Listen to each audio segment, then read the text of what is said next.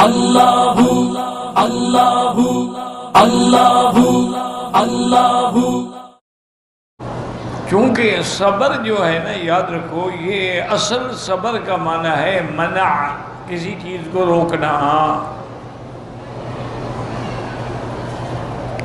اسی طرح جیسے صبر ہے علی الطاعت کہ بندہ اپنے آپ کو اللہ کی فرما برداری پہ روک کے رکھتا ہے، ادھر ادھر نہیں جاتا، وہ بھی صبر ہے۔ الصبر عن المعصیت کہ گناہوں سے صبر کرتا ہے، کیا بنا رکتا ہے، گناہوں کی طرف نظر بھی نہیں اٹھاتا، یہ بھی صبر ہے۔ اور یہ بھی صبر ہے کہ جب کسی کو مصیبت آتی ہے، دکھ آتا ہے، صدمہ آتا ہے، تو اس وقت وہ صبر کرے۔ تو یہ وہ لوگ ہیں جن کو اللہ تعالیٰ نے قرآن پاک میں فرمایا ہے کہ وَبَشِّرِ الصَّابِرِينَ، ان کو آپ خوشخبری دے دیں کہ الَّذِينَ إِذَا أَصَابَتْهُمْ مُصِيبَةٌ، جب ان کو کوئی مصیبت پہنچے تو کہتے ہیں اِنَّا لِلَّهِ وَإِنَّا إِلَيْهِ رَاجِعُونَ۔ اور یہ لوگ وہ ہیں اولئک علیہم صلوات من ربہم ورحمہ واولئک هم المہتدون، یہی لوگ ہیں جن پر اللہ کی رحمت ہے اور یہی لوگ ہیں جو ہدایت یافتہ ہیں۔ تو لیکن ایک مسئلہ یاد رکھیں کہ کسی کے مرنے کے بعد یا چھن جانے کے بعد آہستہ آہستہ تو سب کو صبر آ جاتا ہے، وہ صبر نہیں ہوتا، چند دنوں کے بندہ سب کچھ بھول بھال جاتا ہے۔ صبر وہ ہے، میرے آقا نے وضاحت کی، الصبر عند الصدمۃ الاولی، کہ صدمے کے فوراً بعد صبر کرے، کہ جو ہی کوئی صدمہ آیا تو کہا انا للہ و انا الیہ راجعون، یہ صبر ہے۔ چند دنوں کے بعد تو سب کو صبر آ جاتا ہے، اور آہستہ آہستہ اللہ کا نظام ہے کہ وہ جو غم کے اثرات ہیں وہ کم ہوتے چلے جاتے ہیں، اور آدمی اپنی دوسری مشغولیات میں مشغول ہو جاتا ہے۔ تو اس لیے صبر وہ ہے جو عند الصدمۃ الاولی ہو۔ اب یہاں جو اللہ نے فرمایا وصبر، اس میں ایک اشارہ ہے، یاد رکھو کہ اگر صرف لفظ ہوتا نا اجلس تو تھوڑی دیر بیٹھ کے چلے جاؤ تو اجلس تو ہو گیا، لیکن وصبر کا معنی ہے اپنے آپ کو ان کے ساتھ روک کے رکھو، جم کے رہو۔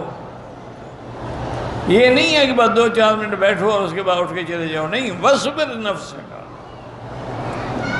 اور پھر یہ بھی نہیں ہے کہ ظاہری طور پر ان کے ساتھ بیٹھ، نہیں، وصبر نفس کا، اپنے دل کو ان کے ساتھ روک لو۔ کن کے ساتھ؟ میرا اللہ فرمایا مع الذین یدعون ربہم، جو لوگ صبح اور شام اللہ سے پکارتے ہیں، اللہ کا ذکر کرتے ہیں، اللہ تعالیٰ کی تسبیح کہتے ہیں، تحلیل کا معنی ہوتا ہے لا الہ الا اللہ، تسبیح کا معنی ہوتا ہے سبحان ربی العظیم، اور اسی طرح تحمید کا معنی ہوتا ہے سبحان اللہ العظیم، سبحان اللہ وبحمدہ سبحان اللہ العظیم، وَيُكَبِّرُونَهُ اللہ اکبر، وَيَسْأَلُونَهُ، اور اسی سے مانگتے ہیں بکرۃ وعشیہ، صبح کو بھی اور شام کو بھی۔ آپ ان کے ساتھ رہیں۔ بعض علماء نے فرمایا کہ یہاں بکرہ سے مراد صبح ہو گئی، عشیہ سے مراد شام ہو گئی۔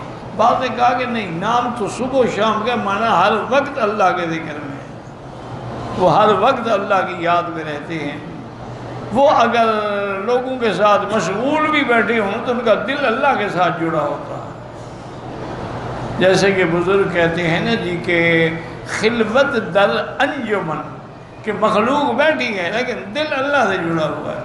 مخلوق کے ساتھ بس زبانی کلامی بات ہو رہی ہے، لیکن دل کا جو تعلق ہے وہ اللہ کے ساتھ ہے۔ اسی لیے یہ وہ لوگ ہوتے ہیں ذاکرین کہ جن کا دل بھی ذاکر ہوتا ہے، زبان بھی ذاکر ہوتی ہے، اور ہر وقت وہ اللہ کے ذکر میں ہوتے ہیں یا اللہ کے فکر میں ہوتے ہیں۔ اچھا، اس کے لیے یہ بھی کوئی قید نہیں ہے کہ بیٹھ کے ذکر کریں، نماز نہیں، فرمایا الذین یذکرون اللہ قیاما وقعودا وعلی جنوبہم، وَيَتَفَكَّرُونَ فِي خَلْقِ السَّمَاوَاتِ وَالْأَرْضِ، میرے بندے وہ ہیں جو کھڑے ہیں تو میرا ذکر ہے، بیٹھے ہیں تو میرا ذکر ہے، لیٹے ہیں تو میرا ذکر ہے، ہر وقت میرے ذکر میں ہیں اور میری یاد میں ہیں۔ ہارون الرشید کا ایک بیٹا تھا، ہارون الرشید تو بادشاہ تھا نا، اس کا ایک بیٹا جو تھا نا وہ اولیاء اللہ میں سے تھا۔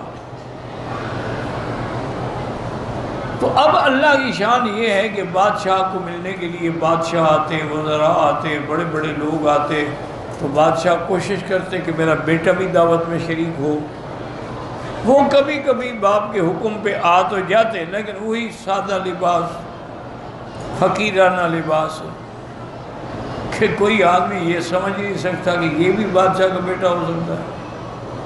ہم نے اپنے بزرگوں کو دیکھا ہے، وہی سادگی، وہی چادر، وہی کرتا، وہی پگڑی، وہی پرانی سی جوتی، کہ دیکھنے والا کبھی یہ سمجھ ہی نہ سکے کہ یہ بندہ جو ہے یہ واقعی کوئی اتنا بڑا عالم ہو سکتا ہے۔ آج کل تو خیر مولویوں کے ٹھاٹھ ہے ماشاءاللہ، آج کل تو مولویوں کے ماشاءاللہ دفاتر دیکھو، ان کے بیڈ روم دیکھو، ڈرائنگ روم دیکھو، تو بڑے بڑے منسٹر بھی ان کا مقابلہ نہیں کر سکتے۔ ان کی گاڑیاں دیکھو، 2-3 کروڑ روپے کی تو گاڑیاں رکھی ہوئی۔ آج کل کا مولوی بننا تو بڑا مزیدار معاملہ ہے۔ پہلے تو جناب بڑا مشکل سے وقت گزارا جاتا تھا۔ ہمارے اپنے استاد تھے، وہ جا رہے ہوں نا تو کوئی بندہ یہ سمجھ ہی نہیں سکتا تھا کہ یہ اتنا بڑا عالم ہے۔